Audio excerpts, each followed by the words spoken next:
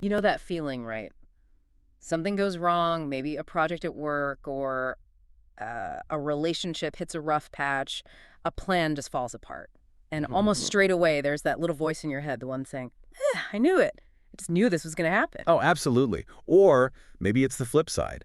Something goes really well, a big success, and you get this quiet, sort of settled feeling like, well, yeah, of course. It was obvious it would turn out this way. Exactly. That feeling, that certainty you get after the event, that sense that it was all predictable, that's actually what we're diving into today. It really is such a universal human thing, isn't it? That feeling of, looking back with perfect clarity.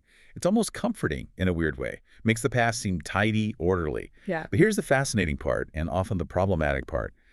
While it feels completely like genuine wisdom or maybe sharp foresight, it's actually a pretty powerful cognitive distortion. A distortion, so it's not real clarity. Not in the way we think. We're talking about hindsight bias. It's this tendency we all have to look back at things that have already happened and genuinely believe they were way more predictable than they actually felt when we were, living through the uncertainty. Our brains are quite clever, really. They sort of rewrite our own history Rewrite it. How? to make the outcome seem like it was always going to happen, inevitable, even when, looking back honestly, it absolutely wasn't. Wow. And this isn't just some harmless mental habit we can just shrug off. Because we do, don't we? We think, oh, I'm just good at spotting patterns, or it's just common sense. Right. But that I knew it all along pattern, it can be Mm. incredibly unhelpful, especially after things go wrong, after setbacks. How so? Unhelpful in what way? Well, think about it. If you genuinely believe that every bad outcome was predictable, that you knew it was coming, what does that do to your sense of, well, agency, your feeling of control? I guess it makes you feel kind of powerless, like nothing you did mattered. Exactly. It can lock you into this cycle of hopelessness, making you feel like you had no control, that nothing could have been done differently. And maybe even more importantly, it stops us from truly learning from what happened. How does it stop us learning? Because if you knew it all along, what's there to analyze? You don't dissect what really went down. You don't look for the actual complex reasons, the nuances. You can't extract those valuable lessons you need for the future. So the past just becomes this fixed story, this unchangeable thing that confirms what you already thought. Precisely. Instead of being this rich source of actual insight, things you can use to grow, it just reinforces maybe a negative story about yourself or the world. So if our first reaction is always, I knew that, whether it's good or bad, we basically just shut down any real thinking about it, any genuine curiosity. You got it. You short-circuit the analysis. You deny yourself that chance for critical self-reflection. You stop asking the tough questions about why something really happened beyond the simple story you've told yourself. And ultimately, yeah, that really stifles your ability to grow. It keeps you kind of stuck, mentally stagnant. Okay, so our mission today, it feels really important now. We're going to take a proper deep dive into the psychology here. We want to understand why our brains build this false sense of predictability. Right. We'll look at the cognitive stuff, the emotional drivers behind hindsight bias. We'll explore how it shows up, often really subtly in different parts of life. Relationships, work decisions, you name it. And crucially, the goal is to equip you with some real concrete strategies, ways to push back against it, to counteract this bias, so you can turn those frustrating setbacks into actual chances to learn, to get curious, and to understand yourself and the world a bit better. Sounds like a plan. Let's get into it. Okay, let's start at the beginning then. Why? Why do our brains fall into this trap so easily, thinking we knew it all along? It seems like it taps into something really fundamental about us, doesn't it? This basic human need for things to, well, make sense, for order, consistency. You've really hit on a central piece of the puzzle there. Yes. A huge part of the explanation comes from the work of social psychologist Leon Festinger, specifically his theory of cognitive dissonance. Cognitive dissonance, I've heard of that. It's about holding conflicting ideas, right? And Yeah. feeling uncomfortable. Exactly. Festinger's work showed that we humans have this fundamental drive for consistency. We want our beliefs, our attitudes, our actions. We want them all to line up neatly when they don't. When we face an inconsistency, like say an outcome happens that completely clashes with what we thought or expected or maybe hoped for, Yeah. that clash creates this really uncomfortable psychological feeling, like mental static or friction. Okay, that makes sense. It feels bad when things don't align. Right. And to get rid of that discomfort, our brains are incredibly skilled. They engage in rationalizations, often totally without us even noticing. So the I knew it thought Hmm. is that one of those rationalizations, like a quick mental fix, our brain just builds a story super fast to close that uncomfortable gap, the gap between what did happen and what we thought we knew, even if that knowing only really firmed up after the event. There's a perfect way to put it. A mental quick fix. Vestiger suggested that cognitive dissonance isn't just some minor quirk. He saw it as a fundamental process affecting human thought and behavior across various contexts. It's huge. It shapes so much. Wow. So that I knew it all along thought. It's an incredibly potent rationalization. It's a remarkably efficient way for our mind to instantly create that feeling of consistency, linking the outcome we now know with what we perceive our prior knowledge to have been, Even if that perception is wrong. even if it's totally wrong. It's the brain's way of soothing that discomfort, reducing the unease of uncertainty we might have felt before it all happened. We just really don't like feeling wrong or confused or like things are out of control. So knowing it all along makes us feel competent, even if it's a bit of a trick we play on ourselves. Exactly. Falsely competent, maybe, but competent nonetheless. That makes a lot of sense. But it's not just about wanting consistency, is it? There's something about how our brains process information, too, particularly the emotional side. Daniel Goleman talks about this, right? The emotional mind being fast, but maybe not always accurate. Absolutely right. That's another critical layer here. Goldman, in his work on emotional intelligence, talks about this rapid mode of perception that our emotional mind uses. Now, this mode is incredibly fast and efficient for certain things, like spotting danger, survival stuff. Yeah, like a gut feeling. Exactly. But there's a trade-off. It often sacrifices accuracy for speed. So instead of doing a careful step-by-step analysis, it relies heavily on first impressions. It tends to react to the overall picture or the most striking aspects of a situation. Without taking the time for really deep, thoughtful analysis. Right. It's reacting quickly, not necessarily deeply. So it's like that quick draw reflex you mentioned, great if a tiger jumps out, but maybe not so great for remembering all the subtle signs we missed before a project failed. It might just simplify things too much in hindsight. Precisely. Goldman calls it a quick and dirty process. It's vital for those intuitive snap judgments, our radar for danger. But, and this is the key point Goldman makes, the drawback is that these impressions and intuitive judgments may be mistaken or misguided. Because they happen so fast based on limited info. Exactly. So this built-in mechanism, it kind of predisposes us to build a simple, neat story after something happens. Even if the reality at the time was confusing, ambiguous, anything but simple, the emotional mind just quickly solves the past, making it look straightforward, logical, and, yeah, predictable. It reduces the mental effort, the cognitive load of actually trying to figure out the messy truth. You got it. Tidies everything up. Okay, so we've got this drive for consistency, cognitive dissonance, and we've got this fast, sometimes inaccurate emotional mind. But you mentioned something else earlier, almost a darker side, this idea that we sometimes actively deny our own ignorance or deny how complex things really were. That sounds like, well, like self-deception. It can be, in many ways. Jordan Peterson talks about something related to this. He discusses what he calls the presumption of personal omniscience. Omniscience, like knowing everything. Yeah. He links it, in some contexts, to a form of what he calls evil. For example, the certainty that I understand my Christian belief well enough to presume its necessary opposition to the stranger and his ideas. No. But more broadly, and this is really relevant for us, he stresses that evil can also be the act of denying that stupidity exists once it has manifested itself. Denying stupidity, meaning denying when we were wrong or ignorant. Exactly. Because, as Peterson argues, such denial brings spiritual progress to a halt. So when we say, I knew it all along, what are we really saying? We're saying, I wasn't wrong, I wasn't ignorant, I wasn't surprised. Precisely. I was never stupid or uncertain about this. So that immediate claim, I knew it, it's not just rearranging facts in our head, it's actively denying our own previous uncertainty, our stupidity, as Peterson puts it, even if being uncertain was totally normal and okay given the situation.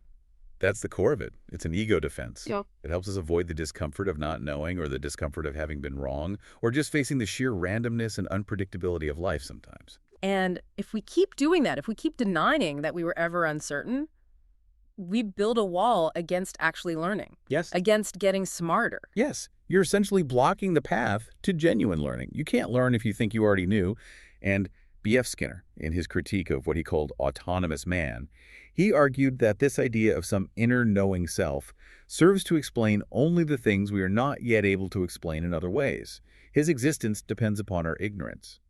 So when we say I knew it all along, attributing it to some inner knowledge, we might just be covering up our actual lack of understanding of all the real factors involved, the complexities. Skinner would argue yes, that I knew it all along thought is a perfect example of that presumption of omniscience. It's a denial of our prior ignorance or denial of the situation's true complexity.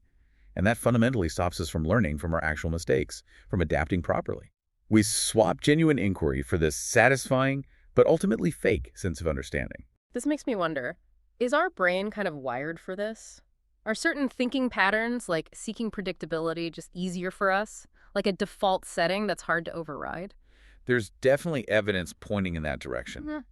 Howard Gardner's work on multiple intelligences touches on this. He suggests our species is specially prepared to acquire certain kinds of information due to evolution, brain structure, things like that. Okay. But conversely, he notes it finds it extremely difficult, if not impossible, for that organism to master other kinds of information. Hmm. So this suggests that some cognitive patterns, like the deep need to find predictability to make coherent stories, might be so ingrained because our brains are sort of set up for them. It's an efficient way to handle a complicated world, even if it's not always accurate. Exactly. Highly efficient, though sometimes flawed. So if those patterns get established, if we start using that I knew it shortcut, it just gets more entrenched the more we use it, like digging a deeper groove in the mind. Absolutely. That becomes the default path, which makes it harder to consciously choose a different one. And does that have a physical basis in the brain? It does. That brings us to James Clear's use of Hebb's law, the famous phrase, neurons that fire together wired together. Right. I've heard that. It's not just a catchy phrase. It's a fundamental neurological principle. Every single time we mentally reinforce that I knew it narrative, even if it's totally false, even if we're basically lying to ourselves, we are literally strengthening the specific neural pathways in our brain associated with that thought pattern. Wow. So the more we do it, the easier it becomes physically. Yes. The more we default to that retrospective certainty, the more automatic, the more effortless that process becomes. It turns into a deeply ingrained habit, Yeah. which makes the bias even harder to spot and harder to consciously interrupt over time. It's like a feedback loop. We tell ourselves a story, we believe it more, our brain wires itself to believe it faster next time. Exactly. It becomes an almost unconscious, automatic response, which is why hindsight bias is just so common, so pervasive. Okay, so our brains aren't just passively remembering the past. They're actively reconstructing it, rationalizing it after the fact, like an editor rewriting the past. Is that what you mean by the art of retrospective rationalization? That's precisely it. It's a very skillful mental maneuver, even though it usually happens outside our conscious awareness. Let's dig into how we actually do this rewiring. How does the brain pull it off? A key mechanism goes back again to Festinger and cognitive dissonance. He pointed out that dissonance almost always exists after a decision has been made between two or more alternatives. Because we worry if we made the right choice, that what if feeling. Exactly.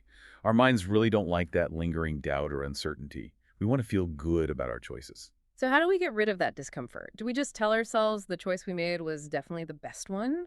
Or maybe the only possible one? Pretty much, yes. Festinger said we reduce this dissonance by doing one of two things, or maybe both. We either increasing the attractiveness of the chosen alternative, making it seem even better than it was, or we decreasing the attractiveness of the unchosen alternatives, making them seem worse, or both. Ah, so we mentally boost our choice and downgrade the options we rejected. Yes, it's a post-decision reevaluation. Our brain subtly tweaks our perception of the options to make our chosen path seem not just good, but like the obvious or inevitable choice. Can you give an example? This sounds like something that must happen a lot in relationships. Oh, definitely. Relationships are a prime area for this. There's a great example in the book Attached. It describes a woman named Marcia. After years of trying to make things work with her partner, Craig, she starts to mentally check out. The book says she unconsciously prepared her escape by beginning to deactivate her attachment system. So she started justifying leaving him in her head before she actually did. Like her brain was laying the groundwork to make the breakup seem logical, inevitable looking back. Precisely. The book notes, Marcia no longer believed that anything would change. And crucially, she started to notice more and more of his faults and stopped concentrating on the occasional positive experience they shared. Ah, so she started rewriting their history, focusing only on the negatives to make leaving feel right. Exactly. It's a classic example of post hoc reevaluation, rewriting the past to justify the present decision. It's hindsight bias, making her current feelings seem like the only logical outcome based on a selectively remembered past. That makes sense. Attached also talks about the power of the one idea, where sometimes a sudden surge of negativity could in fact be a deactivating strategy unconsciously triggered to turn off your attachment needs. A deactivating strategy. Yeah, like suddenly you start noticing things that annoy you intensely about your partner. The book gives examples like noticing a weird way of eating or that his nose blowing infuriates you, things you might have ignored or even found cute before. And these newly discovered flaws, they serve a purpose. Yes. They help reduce the dissonance about potentially ending things or pulling away. They make the current dissatisfaction feel totally justified and, again, predictable based on these obvious flaws. That really shows how we reconstruct the past to fit how we feel now. But what about memory itself? Is it like a perfect recording, or is it more bendy? Can it be influenced by what we learn later? Oh, memory is far more bendy, more elastic and reconstructive than most of us think. It's definitely not a perfect video playback. Herman Ebbinghaus did foundational work on memory back in the day. His studies on how familiarity affects recall are really relevant here. Familiarity. How does that play into hindsight bias? Well, Ebbinghaus found, for example, when people learned lists of nonsense syllables, he said, by means of the first learning, they are impressed not merely in their definite order, but also purely as individual syllables. With repetition, they become, to some extent, familiar. Okay, so things become familiar with repetition. How does that connect? Think about a complex event unfolding. Before the outcome, all the little pieces, the early signs, stray comments, small incidents, might seem random or unimportant. But after you know the outcome, those same pieces suddenly feel incredibly familiar. They seem connected. They seem like obvious clues. Ah, so even if we couldn't predict the whole sequence then, once we know the ending, the individual parts feel so familiar that we trick ourselves into thinking we understood the whole pattern all along. Exactly. That familiarity of the individual elements, after the outcome is known, makes them seem more significant, more salient than they were at the time. And this familiarity leads us to mistakenly believe we grasped the entire outcome from the start. Can you give an analogy for that? Sure. Steven Pinker talks about idioms in language. He calls them lismais. His example is kicking the bucket. He points out kicking the bucket is not a kind of kicking, and buckets have nothing to do with it. Right. The meaning to die isn't made up of the meanings of kick and bucket. You just have to know the whole phrase. Precisely. The meaning isn't predictable from the parts. You learn it as a single unit. Okay, I see the connection. Just like we memorize idioms as fixed units, we often absorb complex past events as single predictable narratives. We conveniently ignore how the individual pieces might have been ambiguous, uncertain, or pointing in different directions at the time. So we compress all the messiness, the uncertainty, into this neat, obvious story, like an idiom for the past. That's a great way to put it. We smooth over the unpredictable details and retroactively apply a simple, unified meaning. It's like tidying up a messy room in our memory, making reality seem simpler than it was. And this drive to explain, to find the why, to impose cause and effect, that starts really young, right? Kids are always asking why. Yes, absolutely. Jean Piaget's work on child development is fascinating here. He observed how children develop this faculty for explanation. He noted their early language and questions are often egocentric. Right. And while they learn to justify their actions, he found that providing logical reasoning for statements is pretty rare before age 7 or 8. But that fundamental drive to make sense of things, to impose a why, it just gets more sophisticated as we get older. So how does that childhood drive to ask why connect to our adult habit of retrospective rationalization? Are we just getting better at inventing plausible stories? That's definitely part of it. We become more skilled storytellers about our own lives. And Freud's ideas about the sense of guilt add another layer. He observed that even a person who has done no wrong but merely recognizes in himself an intention to do wrong may consider himself guilty. Feeling guilty just for an intention. Yes. Freud asked why, in this case, the intention is equated with the deed. His explanation involved the omniscient superego. He argued that for the superego, the distinction between intended and fulfilled aggression lost its force. Okay, how does that relate to hindsight? Is it like if we had a fleeting thought that something might go wrong and then it does go wrong? Our superego convinces us that our fleeting thought was actually a prediction, an intention almost, and we should have known. Exactly. That blurring of intent indeed, or maybe just possibility and outcome. Or, more generally, the act of imposing a causal why after the fact is a core part of hindsight bias. We retroactively assign intention or a clear cause or an obvious reason, or maybe there was only uncertainty, ambiguity, or even just chance at the time. It's our adult brain tidying up again, creating a neat logical chain where reality was much more tangled. Precisely. Making our past actions or the unfolding of events feel more deliberate and predictable than they truly were. But you also mentioned earlier that it's not just what's going on inside our heads. The outside world, our environment, our social interactions, they also play a role. A huge role, often one we don't fully appreciate. It's not purely an internal psychological game. How does the external environment trick us into the "I knew it all along" feeling? B.F. Skinner, the behaviorist, had some interesting insights here. He argued that our feelings about any institution depend upon the reinforcers the institution uses. He elaborated, the measures explain the support. The feelings are byproducts. Okay, so our feelings after an event can be shaped by the rewards or punishments that followed, not by what we actually knew beforehand. That's the implication. Our retrospective feelings, our interpretations of why something happened or how we felt about a decision, they can often be just byproducts of the consequences we experience later. If an outcome gets rewarded, we tend to look back favorably on the choices leading to it, maybe convincing ourselves we knew it was a right path. And if it leads to punishment or negative consequences, we might look back and think, oh, I knew this was a bad idea, even if we were enthusiastic at the time. Exactly. We reconstruct our past feelings and beliefs to align with the outcome and its associated reinforcement. Can you give a really striking example of this kind of situational influence shaping behavior and potentially later interpretation? I think the most powerful and frankly disturbing example is Philip Zimbardo's Stanford prison experiment. Yes, the one where students became guards and prisoners. That's the one. The ordinary college students assigned to be guards started acting with increasing harshness, becoming authoritarian. Zimbardo noted that even when guards were alone with prisoners where they might have eased up, they often acted tougher to counter their tendency to ease up. So the situation, the role, was incredibly powerful, overriding their normal personalities. Immensely powerful. It wasn't necessarily about their inherent traits. It showed how the situation and the system dictated their behavior. Zimbardo's own conclusion is profound.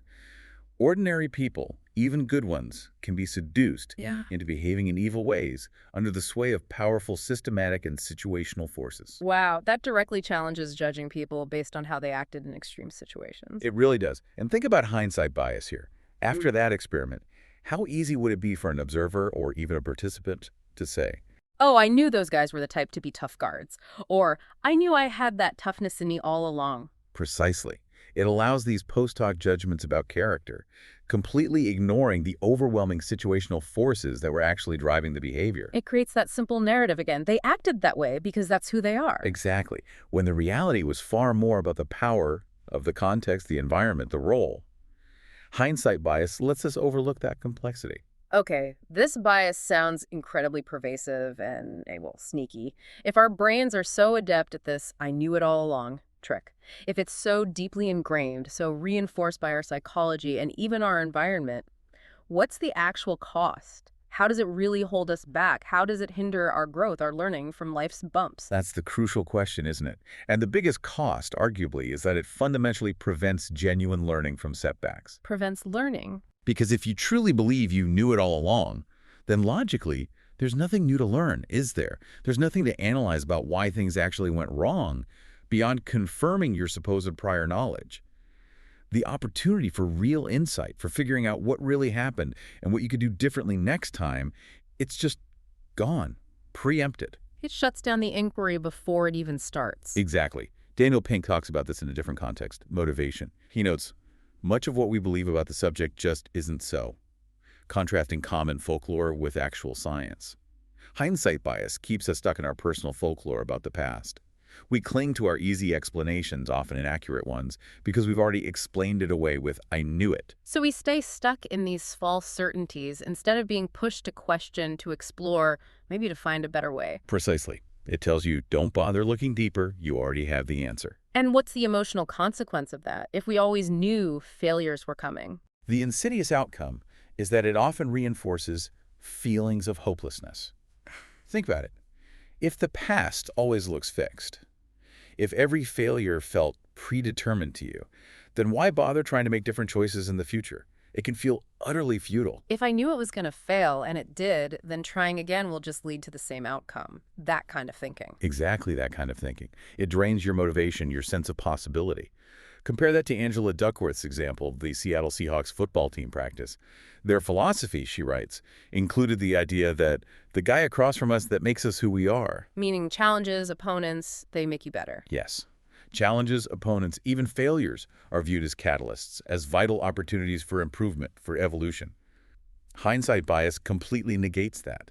It frames the challenge not as a learning opportunity, but as an obvious failure you knew was coming. So if you fail a test and think, I knew I was bad at this subject, You're not going to analyze how you studied or what concepts you misunderstood. You're just confirming a negative story about yourself, and you won't learn how to do better next time. and does this also affect our overall self-awareness, our sense of having actual agency in our lives? If outcomes always seem predictable looking back, did our choices even matter? It absolutely chips away at that. If everything looks predictable in retrospect, it diminishes our sense of genuine agency. It downplays the complex role our choices play when things are genuinely uncertain.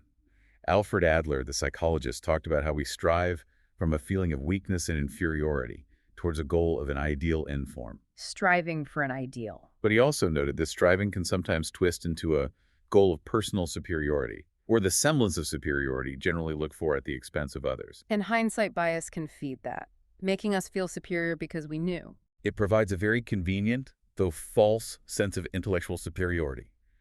I saw it coming, unlike maybe others. But it's a cheap win. We feel smarter in the moment by saying, I knew it, but we bypass the actual harder path of learning and understanding what we can genuinely influence. It sacrifices real self-awareness for a fleeting ego boost. So it really is like a defense mechanism, protecting our ego from feeling ignorant or out of control or just plain wrong. Very much so. It's a way to manage that discomfort. And you see echoes of this, perhaps in a more extreme form, in how people cope with trauma. Bessel van der Kolk in The Body Keeps the Score describes how traumatized individuals might shut down the brain areas that transmit the visceral feelings and emotions to cope with overwhelming fear or dread. A kind of emotional numbing. Yes, but it comes at the cost of deadening their capacity to feel fully alive. This shutdown, this defense, can lead to creating a simplified narrative about the past trauma. It prevents the mindful self-observation needed to truly process and integrate what happened. So simplifying the past to cope. Van der Kolk tells the story of Peter, who endured terrible childhood misery but was determined never to think of himself as a victim. Now, that reframing helped him cope, absolutely. But it also illustrates how a personal narrative, even a necessary one, can deny the full, messy impact of past events. And hindsight bias is like a milder version of that, simplifying the past to avoid the discomfort of uncertainty or misjudgment. Exactly. It's less extreme, but structurally similar. It cleans up the past to make it less threatening to our sense of self or our sense of order. This sounds like it could also make us resistant to change, to adapting. If we're so convinced the past was straightforward, how do we deal with a genuinely new future? That is a critical consequence. Holding on to past predictability strongly encourages what Carol Dweck famously called a fixed mindset. The idea that abilities are fixed, not learned. Right. And that mindset inherently limits our openness to change, to growth, to taking in new information that might challenge our known truths. If you already knew how things worked out, why would you need to consider new approaches or conflicting data? It makes you closed off. Exactly. Carl Jung talked about this too. He noted that new revelation necessarily threatens the stability of previous knowledge. And he stressed that the ruling idea is in need of renewal and alteration if it is to deal adequately with the changed outer or inner conditions. So we need to update our understanding as the world changes. But hindsight bias fights against that. Precisely. It actively resists that essential renewal. It keeps us clinging tight to outdated interpretations of reality because they feel safe, familiar, and certain, even if those old interpretations are actively holding us back. Like being stuck in the past. Jordan Peterson puts it starkly. An absolutely conservative society cannot survive because the future transcends the limitations of the past, and the absolute conservative wants to limit what could be to what has already been. Hindsight bias in our own minds acts like that absolute conservative. It stifles our personal evolution. It prevents us from embracing the unknown, the genuinely new, which is exactly where real growth It happens. keeps us mentally spinning our wheels. Yeah, stuck. So ultimately, it seems like hindsight bias gives us this illusion of control, this illusion of order, in a world that's often chaotic and unpredictable. That's a really profound way to summarize it. Mihaly, known for his work on flow, observed our deep human need to find meaning and order. He wrote, "An experience is meaningful when it is related positively to a person's goals. Life has meaning when we have a purpose that justifies our strivings and when experience is ordered." And hindsight bias delivers that sense of order on a platter, retrospectively. Exactly. It takes messy, ambiguous, unpredictable events and makes them seem perfectly logical, perfectly structured after they're over. It provides that comforting but ultimately false sense of control over a world that is inherently uncertain. It swaps the complex, often confusing reality for a simple story that feels good but isn't quite true. You got it. An overly simplified, retrospective narrative. And does this retrospective tidying up, this mental noise created by hindsight bias, does it also interfere with learning in real time? Or observing things accurately as they happen? That's a fascinating question, and yes, it seems like it can. Think about Pavlov and his famous dogs, the conditioned reflexes. He found it was actually quite difficult to establish the first conditioned reflex. Why? Because, he realized, the dog's brain had to be free from any other nervous activity. If there was other stuff going on, environmental noise, internal agitation, pre-existing expectations, it interfered with learning the new association. So mental noise gets in the way of learning. Right, and hindsight bias acts like that cognitive noise in our minds. It fills our mental space with this fabricated sense of certainty about how things work or how they will turn out, based on how they did turn out before. This crowds out our ability to engage in nuanced analysis, detailed observation, and that open-ended curiosity you need for genuine, unbiased learning, both about the past and as new things unfold. It creates a filter, a barrier, making it harder to see things clearly. Exactly, a barrier to processing information that doesn't fit our neat, retrospectively constructed story. Okay, this is huge. So the million-dollar question. How do we fight back? How do we actually break free from this I knew it all along trap? How can we cultivate that genuine curiosity you mentioned and actually learn from our experiences? Turn setbacks into fuel for growth, not just proof of inevitability. It definitely takes conscious effort. It's an active process, almost counterintuitive, as you said.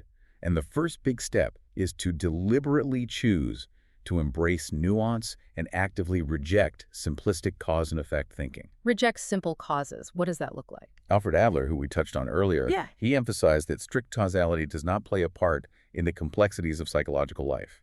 Instead, he suggested we can speak only of bigger or smaller mistakes, which, after they are made, affect his future development.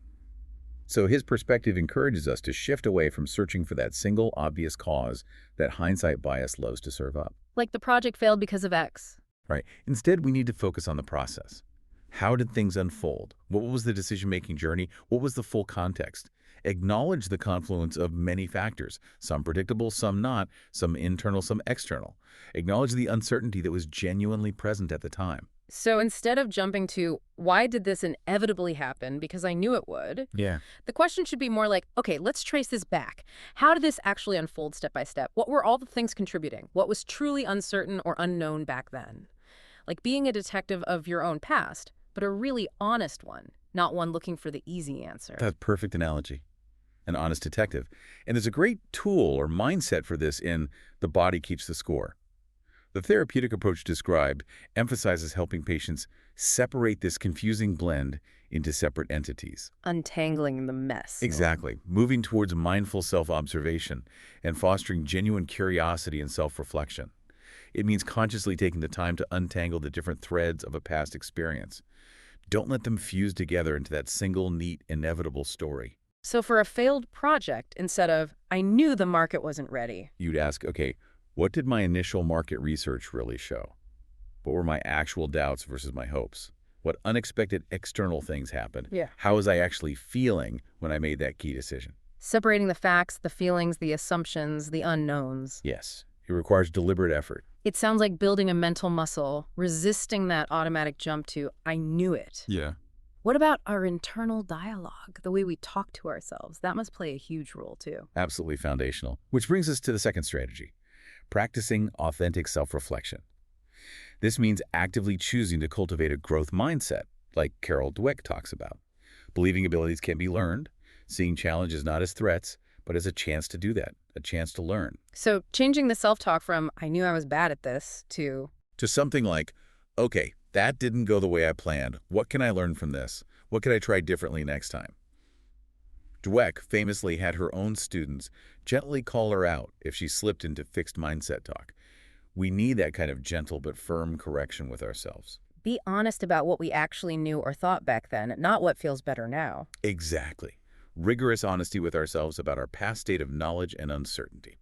And does emotional regulation tie into this, like pausing before we judge the past? Definitely. Our immediate emotional reaction might be defensive, wanting to simplify or blame. Think about the advice in Attached for effective communication in relationships. It suggests anxious individuals should thoroughly calm down before reacting impulsively. Why? To get clearer on their real needs and communicate better. So that pause helps assess reality more clearly. Right. And that principle applies perfectly to judging the past, too.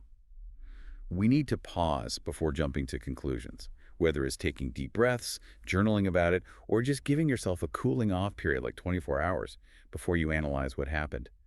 That space is vital. It allows for a more honest, less emotionally biased, more authentic self-assessment. It helps you shift out of that fast, emotional, I knew it mode. Okay, but sometimes our own internal biases are just too strong. We want to believe we knew it all along. What then? When our own mind is kind of fighting against this honest reflection. That's when the third strategy becomes absolutely essential, seeking multiple perspectives and getting external input. William James talked about the specious present, how our subjective experience of time and events is unique, fluid, shaped by our own biases and feelings. Our personal narrative is powerful, self-reinforcing, so we really need outside views to challenge it, to offer a reality check. Like talking to someone else who was there or knows the situation. Exactly. The Attached book, for instance, suggests having an attachment-designated person, ADP, could be a family member, a close friend, or a therapist. Someone you trust who can offer a new and different perspective when your own judgment feels clouded or biased. So literally asking someone, hey, remember that situation? How did it look to you back then? Was it as obvious as it feels to me now? Precisely. Having that trusted person act as an objective mirror or just offer a different frame can be invaluable. It injects new data points, challenges your assumptions, highlights the complexity you might be glossing over. It breaks you out of that self-justifying echo chamber. It helps you see the uncertainty that was really there. Mm-hmm. Okay, so we embrace nuance, practice self-reflection, get outside views. But ultimately, this isn't just about getting the past right, is it? It's about using that clearer understanding to navigate the future better. Exactly. That's the payoff. Which leads to the final and maybe the most empowering strategy. Intensely focusing on future learning and adaptation.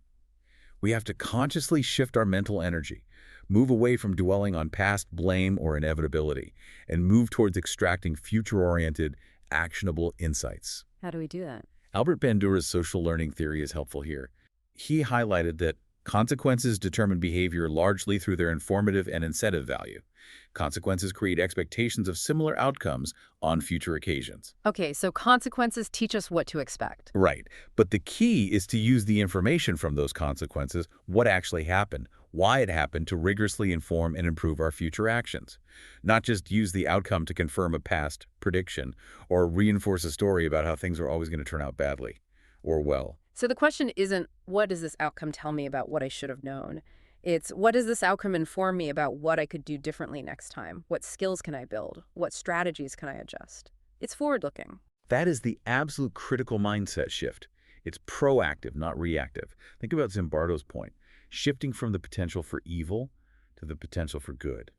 He suggests any of us is a potential hero waiting for a situation to arise that will enable us to show that we have the right stuff. That's a much more empowering view. It really is. It directly replaces that deterministic, passive, I knew it all along narrative. It reframes challenges, setbacks, even failures, not as confirmations of doom, but as active opportunities. Chances to develop your right stuff, build resilience, learn, adapt, refine your approach. So harnessing the past not as proof, but as data, as wisdom for what's possible next. Exactly. Not as a chain binding you to a fixed story, but as fuel for future growth. Wow. What an incredible deep dive into this I knew it all along fallacy, a hindsight bias.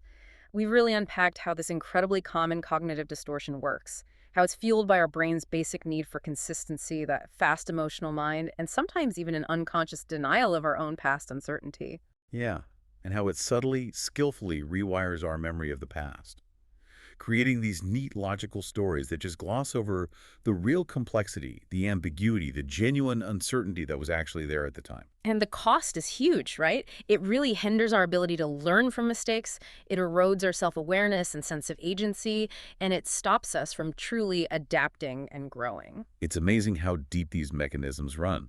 Festinger's dissonance, Goleman's quick emotional thinking, even down to the neural wiring Heb talked about. Our brains are constantly working to create order, to make things coherent. Sometimes that comes at the cost of accuracy, of the nuanced truth. But understanding how it works, recognizing the brain's tricks, that gives us power, doesn't it? Immense power. The power to challenge it, to pause, to ask ourselves honestly, what really happened? What did I really know then? Okay, so let's leave everyone with a final thought. A challenge, maybe. The next time you face a setback, whether it's big or small, or you just observe something happening and it feels completely, undeniably obvious looking back, just pause, take a breath, and instead of immediately jumping to that comfortable, easy certainty of, I knew it all along, actively challenge your own sense of omniscience. Ask yourself this: what if I didn't know? That's the key question. What hidden factors were at play? What subtle influences did I miss? What genuine uncertainties were actually present for me or for others involved? What fears or hopes were coloring things back then? Really dig into those complexities. Approach it with genuine, open curiosity, not judgment. See what happens. See what new lessons, what richer understanding emerges when you allow yourself to learn from the past with that kind of open inquiry, instead of being trapped by a false and frankly limiting sense of certainty. It's a shift that can truly change how you experience setbacks, turning them from confirmations of failure into real opportunities for deeper understanding and ultimately profound personal growth.